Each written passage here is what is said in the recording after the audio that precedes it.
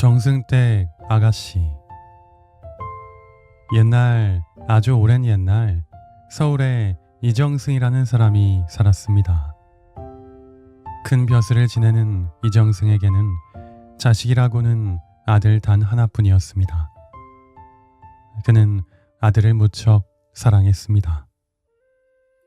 헌데 이정승은 70이 다 된 노인이었습니다. 그래서 죽을 땐 죽더라도 하나밖에 없는 아들이 20살쯤 됐을 때 죽었으면 하고 생각했습니다. 아들이 장성해서 혼인도 하고 손주도 보고 그러면 그때 눈을 감으면 여한이 없을 텐데. 하지만 어찌 사람이 죽고 사는 것이 자기가 하고 싶은 대로 되겠습니까? 이정승의 아들이 19살이 되던 해였습니다. 하루는 이정승이 정사를 보러 대궐에 다녀오더니 이렇게 말했습니다. 아이고, 몸이 오슬오슬 춥구나. 그러고는 그대로 몸져 눕게 되었습니다.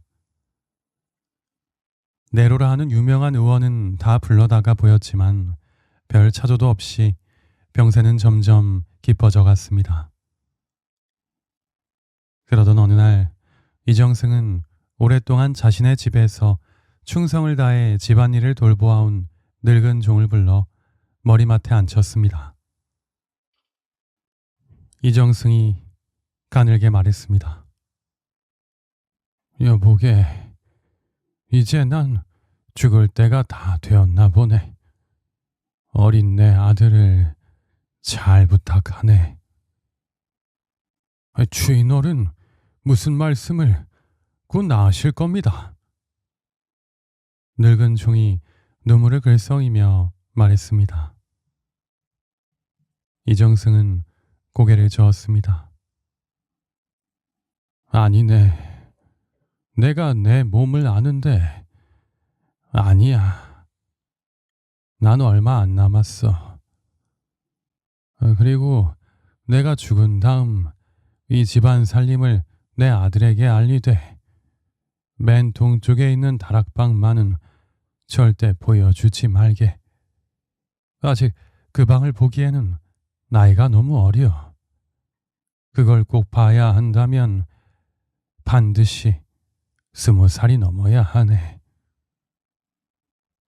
주인어른, 그 방이... 부탁하네. 꼭 좀 지켜주게. 이정승은 그렇게 늙은 종에게 뒷일을 부탁하고는 숨을 거두고 말았습니다. 이제 정승의 외아들이 이 집의 주인이 되었습니다. 상을 치르고 난 후에 늙은 종은 새 주인에게 집안 살림을 알려주려고 넓디 넓은 집안을 다니면서 일일이 자물쇠를 열어 보여주었습니다. 이 방에는 곡식이 있고 저 방에는 재물이 있고 또 저 방에는... 그런데 이상하게도 맨 동쪽에 있는 다락방만은 보여주지 않았습니다. 그러니 이 도련님이 물었습니다. 저 다락방을 아직 보지 못했는데 저 방에는 무엇이 있나? 늙은 종이 손을 휘휘 내저으며 말했습니다. 도련님, 거기는 아무것도 없습니다. 자, 어서 도련님 방으로 돌아가세요. 도련님은 서운했지만 그냥 늙은 종의 뒤를 따라 방으로 돌아갔습니다. 하지만 방에 돌아온 도련님은 어쩐지 그 다락방이 자꾸만 마음에 걸렸습니다.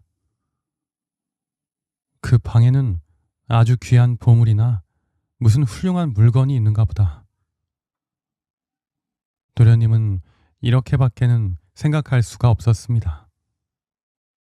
어렸을 때 이 방 저 방으로 종들을 쫓아다니면서도 이 다락방만은 나이 20이 다 되도록 한 번도 들어가 본 일이 없었습니다.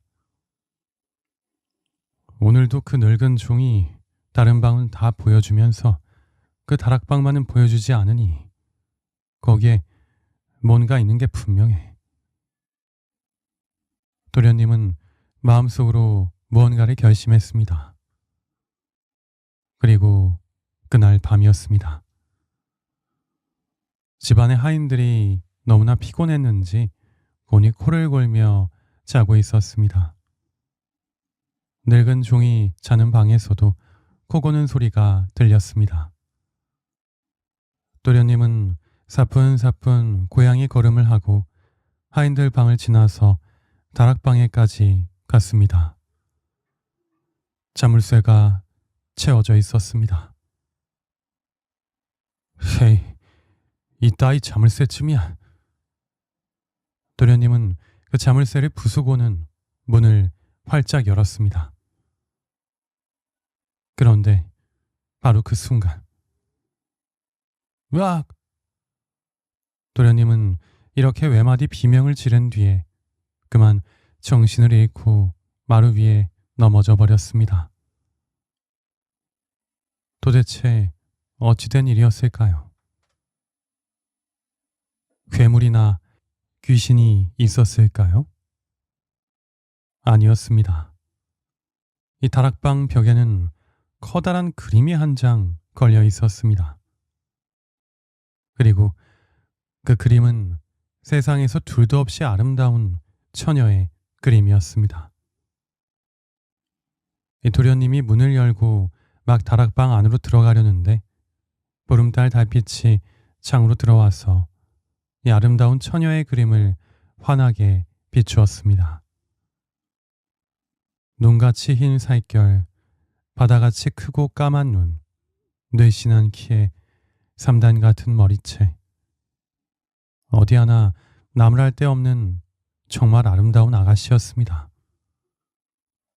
그 모습이 너무 아름다워서 도련님은 그만 기절을 했던 것입니다. 그 정도로 아름다웠던 것이죠. 그리고 그날 밤부터 도련님은 단 한숨도 잠을 자지 못했습니다. 말똥말똥 눈을 뜬 채로 날이 지새기를 기다리고 있다가 늙은 종을 불렀습니다. 도련님, 부르셨습니까? 아범, 다락방에 걸린 그림 속 여인이 누구요? 늙은 종은 그저 어안이 벙벙해서 아무 말도 하지 못했습니다. 아이고, 주인 어른께서 그렇게까지 보여주지 말라고 하셨는데 도련님이 혼자 들어가서 그 그림을 보고 말았구나. 아범, 왜 대답이 없소? 그것이... 됐소. 난 그 여인을 당장 만나야겠소. 만일 그렇지 못하면 난 상사병에 걸려서 죽고 말 것이오. 사실 세상을 떠난 이정승은 아들이 제법 여자를 밝힌다는 것을 이미 진즉에 알고 있어서 이런 반응을 보일 줄 알고 늙은 종에게 그림을 보여주지 말라고 신신당부를 했던 것입니다. 늙은 종은 무릎을 꿇고 공손히 대답했습니다. 예, 도련님. 그 그림 속 여인은 저 먼 바다 섬에 계시는 황정승댁 아가씨입니다. 그럼 당장 가서 그 황정승댁 아가씨를 모셔오도록 하오. 아이, 원 도련님도 그 아가씨는 육지에서 멀리 떨어진 외딴 섬에서 단지 공부하는 데만 정신을 두고 계신답니다. 나이는 도련님과 같은 19살이지만 시집갈 생각 같은 것은 꿈에도 하지 않으신다고 하는데 어떻게 모셔온단 말씀입니까? 그저 기회를 기다리며 참고 계시옵소서. 좋은 방법을 궁리해 보는 것이 좋을 것 같습니다. 늙은 종은 나이 어린 도련님을 달래고 또 달랬습니다. 하지만 이미 그림 속 여인의 마음과 영혼을 몽땅 빼앗겨버린 도련님이 종의 말을 들을 리가 없었습니다. 도련님이 단호하게 말했습니다. 황정승댁 아가씨를 보지 못한다면 난 오늘부터 아무것도 먹지 않을 것이오. 도련님은 이렇게 말한 뒤에 자기 방에 들어가서 문을 걸어 잠갔습니다. 그리고 문 밖으로 오줌을 누러 나오지도 않고 밥을 갖다 주어도 문을 열어주지 않았습니다. 정말로 굶어 죽으려는 참이었습니다. 늙은 종은 근심스러워 밤잠을 이룰 수가 없었습니다. 만일 도련님에게 무슨 일이 생긴다면 돌아가신 주인어른 볼 면목이 없을 것이고, 게다가 내가 어렸을 때부터 업어 기른 도련님인데 나에게도 아들 같으신 분인데 또 주인어른의 뒤를 이을 단 하나밖에 없는 외아들인데 이를 어찌하나. 저대로 두면 안 된다. 늙은 종은 결국 무슨 짓을 하여서라도 도련님의 생명을 구해야겠다고 결심했습니다. 물론 도련님의 생명을 구하려면 황정승댁 아가씨를 모셔와야만 했습니다. 아이고, 근데 어떻게 황정승댁 아가씨를 모셔와야 하나. 이거 참 야단났네. 아가씨는 육지에서 멀리 떨어진 바닷가 한가운데 있는 외딴 섬에 있을 뿐더러 새도 마음대로 드러나지 못하는 크나큰 정승댁을 또 어떻게 들어가며, 하물며 어떻게든 들어가도 거기서 아가씨를 어떻게 데려온단 말입니까? 늙은 종은 생각하고 또 생각했습니다. 이렇게 여러 날 동안 잠도 변변히 이루지 못하면서 생각하던 끝에 한 가지 꾀를 꾸며냈습니다. 늙은 종은 커다란 배 한 척을 사고 그 배에다 놋그릇을 한가득 사다가 실어 놓았습니다. 암만 문 밖에 나오지 않는 양반댁 아가씨인들, 놋그릇 장수가 왔다고 하면 놋그릇을 구경하러 손수 배에까지 나오겠지. 황정승댁 아가씨가 배에까지만 올라오시면 그때를 노리는 거야. 그렇게 늙은 종은 고개를 끄덕이며 계획을 차근차근 진행했습니다. 그리고 드디어 계획을 실행할 날이 되었습니다. 그날은 구름 한 점 보이지 않는 맑은 날이었습니다. 도련님과 4명의 하인들은 놋그릇 장수 행세를 하며 배를 저어서 황정승의 집이 있는 섬을 향해 떠났습니다.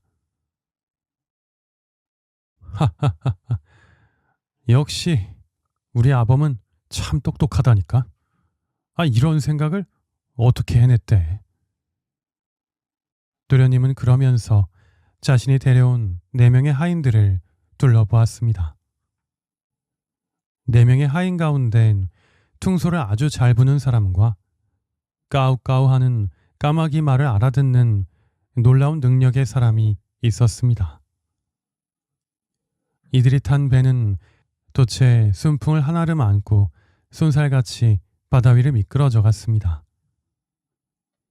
퉁소를 잘 부는 사람이 백간 맨 뒤쪽에 앉아 바닷물이 배전에 부딪히는 소리에 맞춰 슬프고도 처량한 곡조로 퉁소를 불었습니다.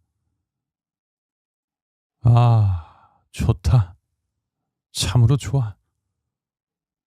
도련님은 이 퉁소 소리에 취해 잠이 들었습니다. 얼마쯤 가다 보니 까마귀 3마리가 배 위로 지나갔습니다. 까, 까.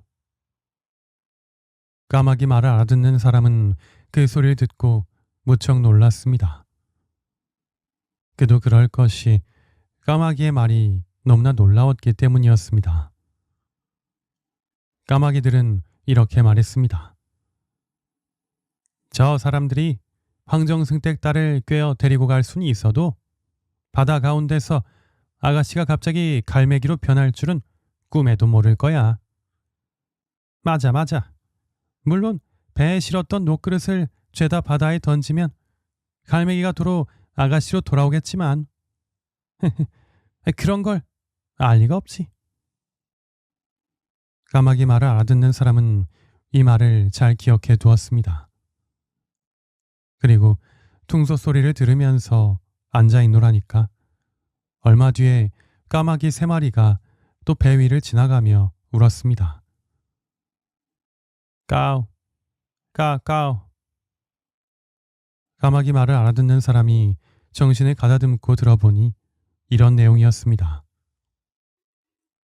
갈매기가 되었던 황정승댁 아가씨가 놋그릇을 죄다 바다에 던져서 주술력을 잃고 도로 사람이 된다 해도 황정승댁 아가씨를 데리고 바다 언덕에 올라갔을 때 생길 일을 저들이 어떻게 할까? 글쎄 말이야. 끔찍한 구렁이가 나와서 황정승댁 아가씨를 한 입에 삼키려고 할 텐데. 아이고, 그 일을 어떻게 한담? 그러게 말이야. 물론 맵쌀과 좁쌀을 섞어서 확확 뿌리면 무사하긴 하겠지만. 헌데 저 사람들이 앞으로 벌어질 일을 알 턱이 있나? 아휴, 괜히 봉변을 당하고 불쌍할 사람은 그저 황정승네 아가씨지. 까마귀 말을 알아듣는 사람은 까마귀가 하는 말소리를 단 한마디도 놓치지 않고 들었습니다. 그리고 눈을 감고 까마귀들이 했던 말을 다시 한번 외워보았습니다. 이 말들을 절대 잊어버리지 말자. 한편 도련님은 여전히 코를 골면서 자고 있고 퉁소를 잘 부는 사람 역시 계속 퉁소를 불고 있었습니다. 그리고 늙은 종은 배 뒤에서 키를 잡고 있었습니다. 하늘은 여전히 맑았습니다. 배가 쏜살같이 물결을 헤치며 한참을 가고 있는데 또 까마귀 3마리가 배 위를 날아가면서 울었습니다. 까. 까마귀 말을 알아듣는 사람은 이번에도 까마귀들이 하는 말을 듣고 부르르 소름이 끼쳤습니다. 이 사람은 까마귀 말을 한마디도 놓치지 않으려고 정신을 가다듬고 들었습니다. 갈매기 난리, 구렁이 난리. 행여나 이 두 난리를 운 좋아서 무사히 지나가게 되어도 아가씨가 3년 뒤에 갑자기 돌멩이로 변할 것이니 그 일을 어떻게 하면 좋을까? 글쎄, 어린애 목을 베어서 그 피를 돌멩이에다 뿌리면 도로 아가씨로 변하긴 하겠지만 이 일을 저 사람들이 알 리가 있나? 황정승댁 아가씨만 그저 불쌍하지. 까마귀 말을 알아듣는 사람은 이번에도 잊어버리지 않으려고 눈을 스르르 감고 다시 한번 까마귀들이 했던 말을 외워보았습니다. 돌멩이로 변한다고? 3년 뒤에? 근데 어린애 목을 베다니. 이거 어떻게 그런 일을. 그 사이에 배는 드디어 황정승이 살고 있는 섬에 거의 도착했습니다. 늙은 종은 배가 섬에 닿을 때까지 멈추지 않고 꽹과리를 쳤습니다. 그러자 황정승 집에서는 무슨 큰 일이라도 생겼나 싶어서 하인들이 모두 눈을 동그랗게 하고 바닷가로 몰려나와서 배를 지켜보았습니다. 배가 섬에 닿자 늙은 종은 꽹과리 치는 것을 멈췄습니다. 그리고 공손한 태도로 말을 건넸습니다. 이 배는 놋그릇 장수 배이온데 황정승 댁에서 놋그릇을 좀 사주셨으면 하고 미리 찾아왔습니다. 아, 뭐야? 물건 팔러 왔어? 참 별일이네. 그러게, 여기까지 무슨 놋그릇을 팔러 와? 에이, 난 또 뭐 재밌는 일이라도 있는 줄 알고. 채. 하인들은 실망한 표정으로 쯧쯧 혀를 차면서 도로 들어갔습니다. 그리곤 마나님과 아가씨한테 놋그릇 장수 배가 왔다고 아뢰었습니다. 이 말을 전해들은 황정승댁 마나님이 딸에게 말했습니다. 그렇게 공부만 하지 말고 소풍도 좀 할 겸 그 배에 가서 네 마음에 드는 그릇을 사오렴. 예, 그럴게요. 아가씨는 기뻐하면서 놋그릇 배로 올랐습니다. 눈같이 흰 살빛과 바다같이 크고 까만 눈, 늘씬하게 큰 키에 삼단 같은 머리채. 정말 어디 하나 나무랄 데 없는 아름다운 아가씨. 그 그림 속의 아가씨였습니다. 와, 도련님은 눈이 부셔서 그 아가씨를 똑바로 볼 수가 없었습니다. 황정승 댁 아가씨는 백간에 들어와서 열심히 놋그릇을 골랐습니다. 이 그릇도 예쁘고 저 그릇도 예쁘고 이것도 사고 싶고 저것도 사고 싶고 참 큰일 났네. 이때 늙은 종이 말뚝에 메어놓았던 밧줄을 풀어서 배 위에다 던졌습니다. 그리고 상아떼를 언덕에 꽂고 양다리에 힘을 주어서 배를 슬슬 물 가운데로 밀었습니다. 황정승 댁 아가씨는 여전히 모양 좋은 놋그릇을 고르는 것에 정신이 잔뜩 팔려 있었습니다. 그러는 동안 이 배는 점점 바다로 나아가서 섬에서 자꾸자꾸 멀어졌습니다. 섬이 저편 바다에 희미하게 보일락말락 할 때쯤이 되어서야 황정승 댁 아가씨는 마음에 드는 놋그릇을 골라 배 위로 나왔습니다. 그런데 아가씨는 그만 깜짝 놀랐습니다. 어머나, 이게 어떻게 된 일이에요? 배 위로 나와보니 자신의 집은커녕 집이 있는 섬도 보일락말락했기 때문입니다. 그러니 놀란 아가씨는 서럽게 울기 시작했습니다.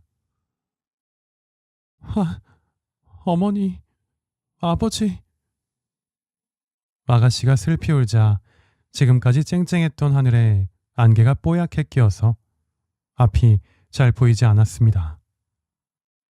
그런데 더욱 놀라운 것은 안개가 뽀얗게 끼자마자 황정승 댁 아가씨가 온데간데 없이 사라져버린 것입니다.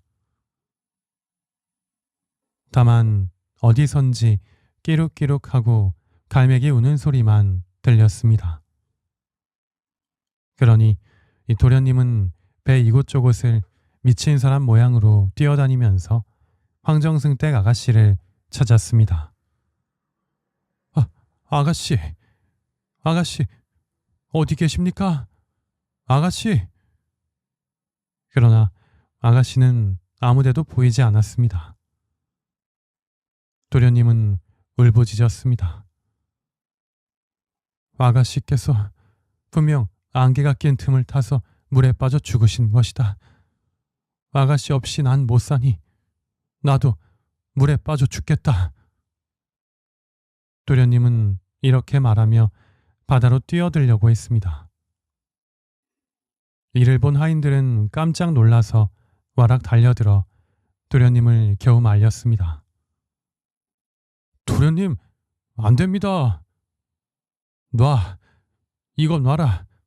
나도 죽을 거다. 그런데 참 이상한 일이었습니다. 배 위에서 갈매기의 끼룩끼룩 우는 소리가 유난히 요란스레 들렸습니다. 그리고 그때 까마귀 말을 알아듣는 사람이 갑자기 놋그릇이란 놋그릇은 하나도 남겨두지 않고 죄다 내어다가 텀벙텀벙 바다에다 던졌습니다. 이 목에 뭐 하는 짓인가? 그 놋그릇이 다 얼마짜린데? 기다려 보세요. 이 방법밖에 없습니다. 늙은 종이 아무리 말려도 이 까마귀 말을 알아듣는 하인은 계속해서 놋그릇을 던졌습니다.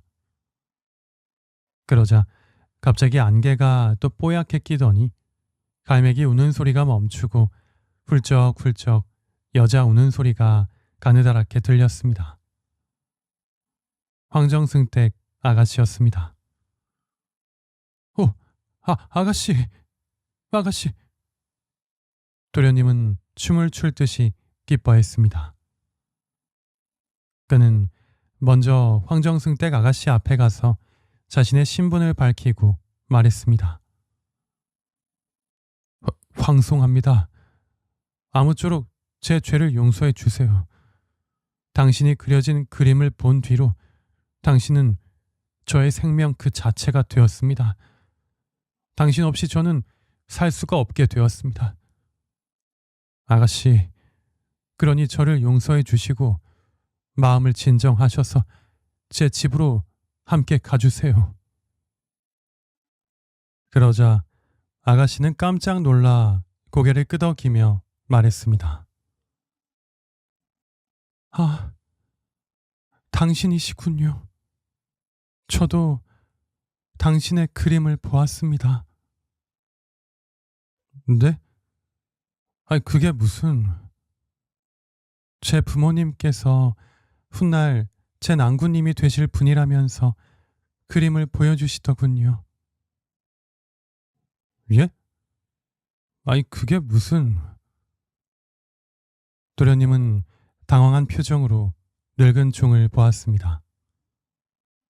그러자 늙은 종이 고개를 끄덕였습니다.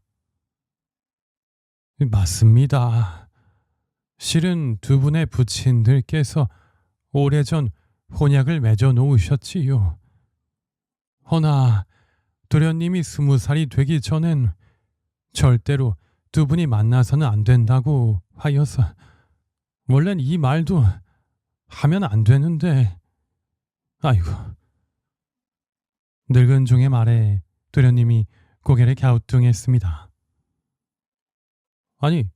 왜 만나서는 안 된다는 거요? 이렇게 잘 만나기만 했는데. 그것까지는 저도 잘... 그러자 황정승댁 아가씨가 말했습니다.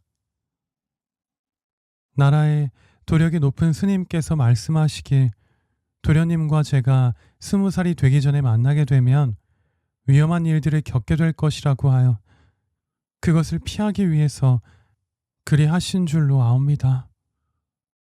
그래서 저희 아버지께서 아예 집도 외딴 섬으로 옮겨버리신 것이죠. 이럴 수가. 위험한 일들이라니 무슨 일들을 말하는 거요? 그것은 저도 잘 모르겠습니다. 허나 이렇게 우리가 20살이 되기 전에 만나버렸으니 이젠 어찌해야 할까요? 아가씨가 고개를 푹 숙이고 걱정스러운 표정을 짓자 도련님이 결의에 찬 표정으로 말했습니다. 걱정하지 마시오. 내가 무슨 위험한 일이 있어도 아가씨를 꼭 지켜낼 테니까.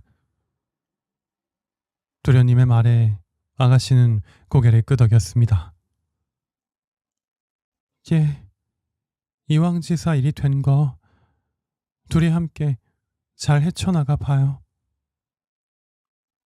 이 둘의 만남에 새들도 기쁘다는 듯이 찌르르 찌르르 공중을 날아다녔습니다. 배는 커다란 바람을 가득 안고 물 위를 미끄러져 가듯 나아갔습니다. 늙은 종은 깊은 마음을 어찌할 줄 몰라 떨리는 목소리로 노래를 불렀습니다. 에헤라 잘도 간다 우리 배야 순풍 맞아 날아가는구나. 거친 물결 놓지 마라. 귀한 양군 타신 배다. 에헤야 에헤야 에헤라디야. 하하 아범 노래가 참 좋구만. 이보게 퉁소를 맞춰서 불어보게. 예? 아니 뭐 음정 박자가 하나도 안 맞는데 저기다가 어떻게 맞춰서 퉁소를 불어? 하이 참. 하이는 투덜대면서도 주인이 시키니까 어쩔 수 없이 어거지로 곡조를 맞춰서 퉁소를 불었습니다. 그리고 어느덧 육지가 뽀얗게 보이기 시작했습니다. 까마귀 말을 알아듣는 사람은 이제 곧 닥쳐올 일들을 기억하고 있었습니다. 그래서 배 안에서 맵쌀과 좁쌀이 섞어서 두루마기 자락에다가 하나 가득 싸가지고 배 위로 나와 있었습니다. 그런데 그때 갑자기 온화하던 바다가 사나워져서 바람이 불기 시작했습니다. 바람은 점점 더 거세지고 집채만한 파도가 배를 삼켜버릴 것 같았습니다. 바다에서 놀고 있던 갈매기들도 갑자기 변한 바다에 놀라서 깨룩 깨룩 울면서 육지로 날아갔습니다. 먼 바다에서 이런 폭풍을 만났다면 분명 배가 뒤집어져서 모두 물귀신이 되었을지도 모릅니다. 그러나 육지에서 그리 많이 떨어지지 않은 곳에서 풍파를 겪어 다행히도 배는 무사히 육지에 닿을 수 있었습니다. 도련님은 발이 쑥쑥 빠지는 진창을 황정승댁 아가씨를 고이 부축하며 걸어갔습니다. 앞으로 닥쳐올 큰 재앙은 알지 못한 채 그저 기뻐서 어쩔 줄을 몰라 했습니다. 까마귀 말을 알아듣는 사람은 정신을 가다듬고 맨 앞에 서서 두루두루 사방을 살피며 걸었습니다. 그리고 이내 무성한 갈대밭을 지날 때였습니다. 갈대잎이 술술 흔들리더니 몸체가 기둥만 하고 비늘이 손바닥만한 커다란 구렁이 한 마리가 입을 쩍 벌리고 창날 같은 혀를 날름거리면서 도련님과 황정승댁 아가씨를 향해서 달려들었습니다. 어마! 황정승댁 아가씨가 외마디 비명을 지르고는 너무 놀라서 기절해버렸습니다. 그러니 구렁이는 기절에 넘어진 황정승댁 아가씨에게 달려들었습니다. 커다랗고 험상궂은 입이 막 황정승댁 아가씨 머리에 닿으려고 할 때였습니다. 까마귀 말을 알아듣는 사람이 미리 준비해두었던 맵쌀과 좁쌀을 구렁이를 향해 촥 뿌렸습니다. 받아라! 쫙! 쫙! 쫙! 이렇게 한 번 촥 뿌리고 두 번 촥, 세 번 촥촥 연거푸 뿌리니까 어찌된 일인지 구렁이는 그만 머리를 돌리고 갈대밭으로 들어가 버렸습니다.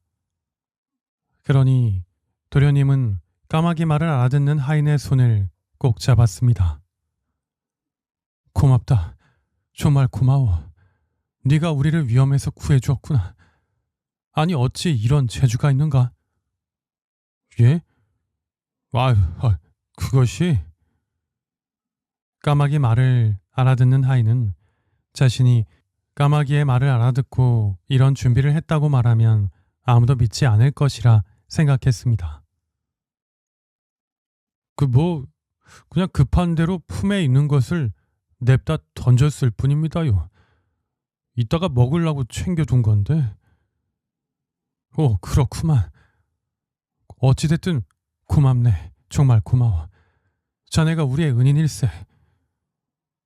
은인은요 무슨. 제가 이정승님하고 도련님의 은혜를 받은 것이 어마어마한디요.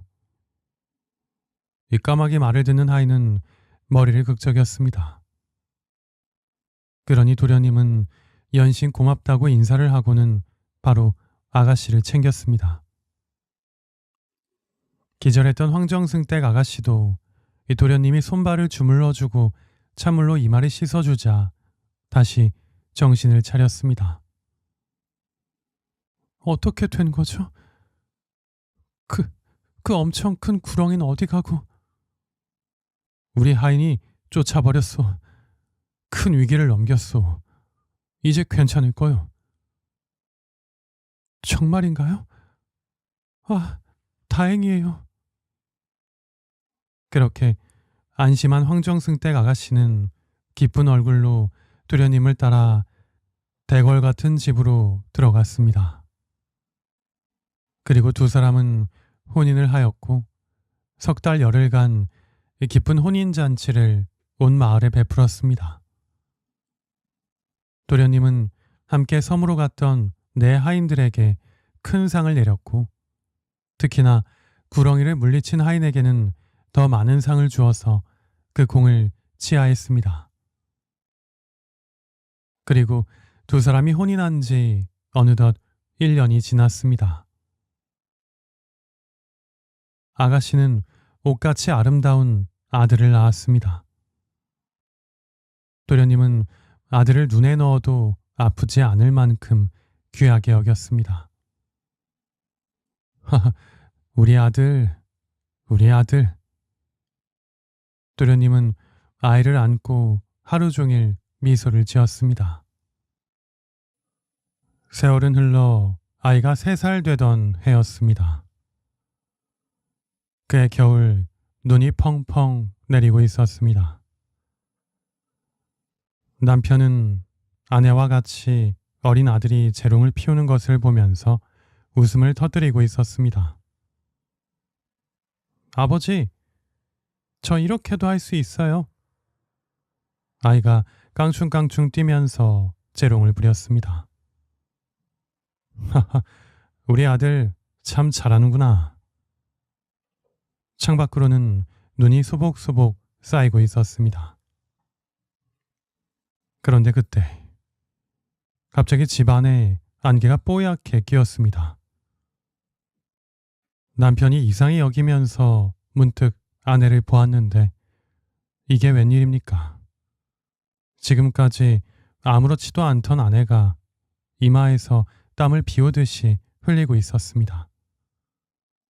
게다가 머리털과 이마가 초 녹듯 녹아내리더니 눈, 코, 입마저 줄줄 녹아내렸습니다. 이렇게 온몸이 다 녹아내린 아내는 그대로 돌멩이로 변해버렸습니다. 여보, 여보. 남편이 외쳤지만 대답이 없었습니다. 아내가 돌멩이로 변해버리자 뽀얗던 안개도 깨끗이 사라졌습니다. 남편은 이것이 꿈인지 생시인지를 헤아리지 못하고 어안이 벙벙한 채로 제 앞에 놓여있는 돌멩이를 그저 바라만 볼 뿐이었습니다. 어린 아들은 울면서 말했습니다. 엄마, 엄마, 엄마 어디 갔어요? 그제야 정신을 차린 남편은 그 돌멩이를 부둥켜 안은 채 슬피 울었습니다. 여보, 여보 도대체 이게 무슨 일이오? 여보.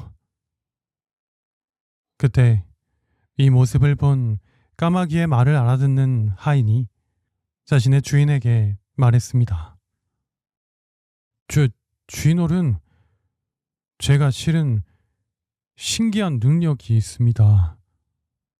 까마귀의 말을 듣는 능력이지요. 아니, 갑자기 그게 무슨 소리냐? 제가 3년 전에 주인 어른을 쫓아서 배를 타고 황정승님 댁에 갈 때 그 배 위에서 하늘로 날아가는 까마귀가 까악 하고 말하는 소리를 들었습니다. 예. 근데 그때요. 까마귀의 말을 알아듣는 하인은 그때 자신이 까마귀의 말을 듣고 녹그릇을 바다에 던져버리고 또 쌀들을 준비해서 구렁이에게 던져 큰 구렁이를 쫓아낸 이야기를 주인에게 들려주었습니다. 그리고 그때 그 신기했던 일들을 떠올린 남편은 깜짝 놀랐습니다. 뭐라고? 그럴 수가. 그게 참말이냐? 예, 어찌 제가 주인 어른께 거짓을 고하겠습니까? 근데 까마귀 말에 따르면 3년 뒤 겨울에 주인 마님께서 돌멩이로 변하시거든 어린 아들의 목을 베어서 그 피를 돌멩이에 뿌리면 도로 살아나실 것이라고 하였습니다. 그러니까 아무쪼록 잘 생각해 보십시오. 하인의 말을 들은 남편은 화를 벌컥 내며 소리를 고래고래 질렀습니다. 당장 저리 물러거라. 그게 무슨 소리냐? 어떻게 내가 내 아들을 죽인단 말이냐? 남편은 그러면서 어미가 변한 돌을 멍한 눈으로 바라보는 어린 아들을 껴안고 소리쳐 울었습니다. 그날 밤 남편은 한잠도 이루지 못하고 뜬 눈으로 하룻밤을 샜습니다. 밤새 눈은 계속 내렸습니다. 마당에는 눈이 완전히 수북히 쌓였습니다. 남편은 돌로 변한 아내를 꼭 끌어안고 생각했습니다. 정녕 내 아들의 목을 내가 베어야 한단 말인가? 하지만 어떻게 내가 그럴 수 있단 말인가? 다음날 아침 남편은 두루마기 속에 검을 숨기고 돌멩이가 된 아내 옆에 앉아 있었습니다. 손이 부들부들 떨렸습니다. 아들을 죽여야 내 아내가 산다. 한참을 망설이던 남편은 결국 두루마기 속의 검을 바닥에 내던졌습니다. 안 된다. 나는 할 수 없어. 안 돼. 안 돼. 남편은 돌멩이를 끌어안고 엉엉 울며 슬퍼했습니다. 여보, 미안하오. 내가 당신을 살릴 수 없구려. 우리 아들을 어떻게 죽인단 말이오? 도련님은 돌멩이를 부여안고 하염없이 울었습니다. 그때 밖에서 어린 아들의 목소리가 들렸습니다. 아버지, 이것 보세요. 제가 눈사람 만들었어요. 남편이 고개를 들어 밖을 보니 어린 아들이 마당에서 눈사람을 만들어 놓고 있었습니다. 엄마한테 보여드릴래요. 엄마 눈사람 좋아하세요. 아이는 눈사람의 모습을 더욱 열심히 꾸몄습니다. 눈도 콕콕 박고 코도 만들고 입도 그렸습니다. 다 됐다. 엄마. 아이가 환하게 웃으며 눈사람을 들고 방 안으로 들어왔습니다. 온몸에 눈을 잔뜩 묻히고 볼이 빨개져서 말이죠. 아버지, 이거 엄마 옆에 놔드릴래요. 엄마가 잠에서 깨어나시면 좋아하실 거예요. 아들은 엄마가 변한 돌멩이 옆에 조심조심 눈사람을 놓았습니다. 남편은 아들을 보며 눈물을 흘렸습니다. 그래, 우리 아들 착하구나. 그런데 잠시 후 방 안에 후끈한 열기 때문인지 눈사람이 살짝 녹아서 그 머리가 툭 하고 떨어졌습니다. 그런데 웬걸 그 자리에서 붉은 피가 철철 흘러나왔습니다. 아빠, 피나요? 아이, 피가, 눈사람에서 피가. 남편과 아이가 놀라서 눈사람을 바라보았습니다.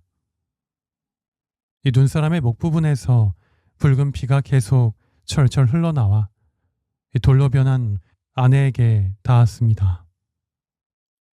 어느새 그 붉은 피가 돌을 잔뜩 적셨습니다. 그런데 그때 지금까지 땅땅 쇠같이 굳어있던 돌멩이가 점점 변하기 시작했습니다. 머리털이 생기고 머리가 생기고 눈, 코, 입, 귀가 생겼습니다. 그렇게 점점 사람의 모습으로 변하더니 나중에는 전과 같이 아름다운 아가씨의 모습으로 돌아왔습니다. 여보, 여보. 서방님. 남편과 아내는 서로 손을 잡고 눈물을 흘리면서 기뻐했습니다. 엄마 일어났어요? 어린 아들이 어머니 품에 폭 안기며 웃었습니다. 아내가 아들을 꼭 껴안았습니다. 우리 아들. 남편도 그런 아내와 아들을 꼭 껴안았습니다. 천만 다행이요. 정말 천만 다행이요. 그렇게 세 식구는 서로 껴안고 한참을 울었습니다. 창밖으로는 눈이 여전히 소복소복 내리고 있었습니다. 하지만 그 눈은 이제 슬픔의 눈이 아니라 축복의 눈처럼 보였습니다. 그리고 그 뒤로 이들 가족은 아무 일 없이 오래오래 행복하게 잘 살았다고 합니다.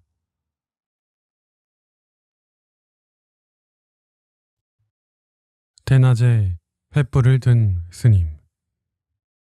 옛날 석가모니가 어느 마을을 들러 많은 사람들에게 설법을 하고 있었습니다. 그런데 그곳에는 지혜가 뛰어나고 또 세상 만사에 도통한 한 스님이 있었습니다. 그는 자기만큼 아는 사람이 없다고 늘 뽐내고 다녔으며 마을 사람들 또한 그의 학식을 부정하지 않았습니다. 그런데 어느 날부터인가 이 스님이 언제나 대낮에도 횃불을 들고 성안을 거만하게 거닐면서 사람들에게 큰 소리로 외쳤습니다. 이 세상 사람들은 모두 어리석은 자들 뿐이다. 눈이 있어도 제대로 보지 못하므로 나는 대낮에도 이와 같이 횃불로 길을 밝혀주고 있는 것이다. 그러니 그가 지나갈 때마다 사람들은 조용히 길을 비켜주었습니다. 어떤 이들은 고개를 끄덕이며 말했습니다. 과연 대단한 스님이시구만. 그러나 어떤 이는 수근거렸습니다. 아이, 밝은 낮에 저 횃불을 대체 왜 들고 다니는 거야? 그럼에도 불구하고 그가 무척 아는 것이 많기로 유명했기에 아무도 감히 그에게 반박하지 못했습니다. 마침 그 모습을 본 석가모니는 그 스님을 보며 그가 선한 근본을 가진 사람인 것을 알았습니다. 그러나 그는 자신의 지식을 지나치게 믿고 교만해져 있었습니다. 석가모니는 이렇게 생각했습니다. 저 스님을 그대로 내버려 둘 수가 없구나. 어떻게 해서든 그를 감화시켜 불도의 참된 깨달음을 얻게 해줘야겠다. 그래서 석가모니는 모습을 바꿔 그가 지나다니는 길가에서 그를 기다렸습니다. 그날도 어김없이 스님은 대낮에 횃불을 높이 들고 거만한 태도로 성 안을 걸어 다녔습니다. 이 세상은 어둡다. 나는 이 어리석고 어두운 세상에 빛을 밝히는 사람이다. 그런데 그때 행인의 모습으로 길가에 앉아 그를 지켜보던 석가모니가 그를 불러 세웠습니다. 스님, 대체 무엇을 하고 계신 겁니까? 그러자 스님은 코웃음을 치며 대답했습니다. 이 근처 마을 사람들은 전부 바보들 뿐이요. 밤과 낮을 분간하지 못할 정도로 눈이 어두우니 내 이렇게 횃불을 밝혀서 길을 보여주고 있소. 그러니 석가모니는 빙그레 웃으며 고개를 끄덕였습니다. 참으로 당신은 지혜로운 분이시군요.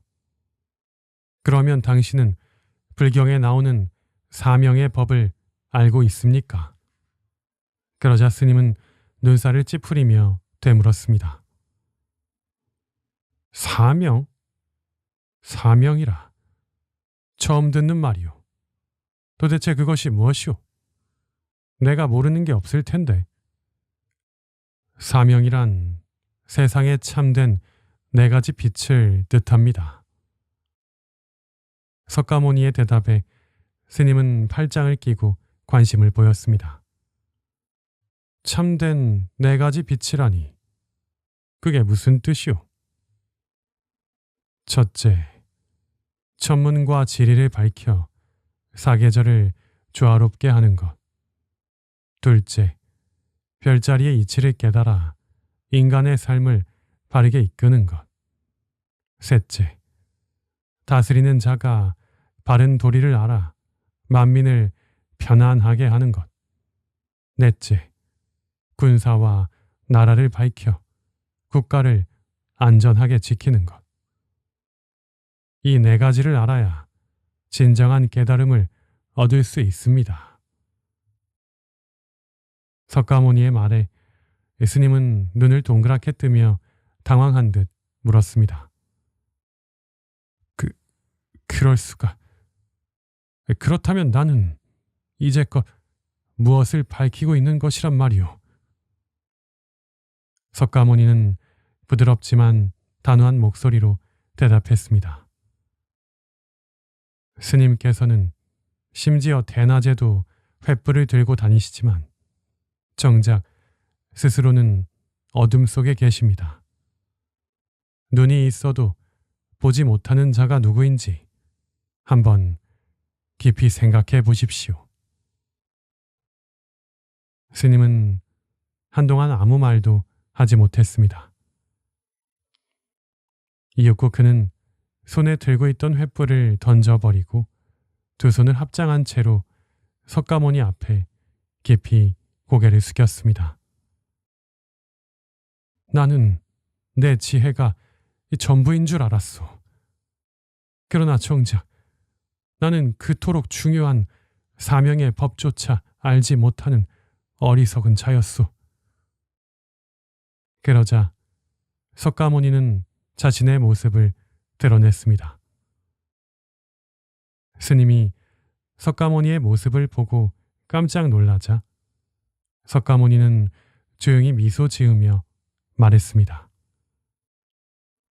겨우 얼마간 듣고 적게 안다면 스스로 뽐내고 사람을 깔보게 되느니라. 장님이 등불을 드는 것처럼 겉으로는 세상을 밝히지만 정작 자기 자신은 어두운 법이지. 그대여, 이 세상이 어둡다 하더라도 당신만큼 어두운 것은 없을 것이다. 그대는 지금 횃불을 들고 큰 나라를 비추고자 하는 것과 같다. 허나 그대와 그대가 든 횃불은 작은 티끌에 지나지 않는다. 스님은 석가모니의 이 말에 크게 깨달음을 얻었습니다. 그리곤 눈물을 흘리며 석가모니 앞에 절을 올렸습니다. 석가모니시여, 제가 저의 부족함과 어리석음을 미처 알지 못했습니다. 부디 저를 바른 길로 이끌어 주십시오. 그날 이후 스님은 석가모니의 제자가 되어 더 열심히 수도를 쌓았습니다. 그리고 마침내 참된 깨달음을 얻을 수 있었다고 합니다. 잘자쌤, 오늘의 이야기는 여기까지입니다. 지금부터는 하루의 피로를 풀고 마음의 안정을 찾기 위해 간단한 호흡법을 함께 해볼까요? 먼저 편안하게 앉거나 누워주세요. 천천히 눈을 감고 깊게 숨을 들이마십니다. 천천히 가능한 한 많은 공기가 폐속에 가득 차도록 해주세요. 그 다음 천천히 숨을 내쉽니다. 내쉬는 동안 오늘의 모든 걱정과 스트레스가 함께 흘러나간다고 상상해 보세요. 한 번 더 깊게 숨을 들이마시고 내쉴 때는 몸의 긴장이 풀리도록 더욱 천천히 내쉽니다.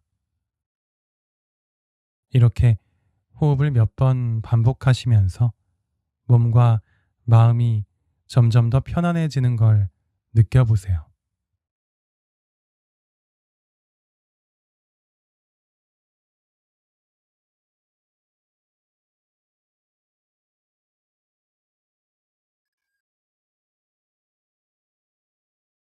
이제 하루를 마무리할 시간입니다. 오늘의 모든 것을 내려놓고 편안한 마음으로 내일을 맞이할 준비를 하세요.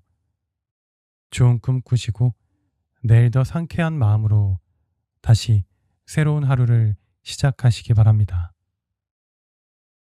오늘도 저의 이야기를 들어주셔서 감사합니다. 꿀잠님들 모두 잘 자셈.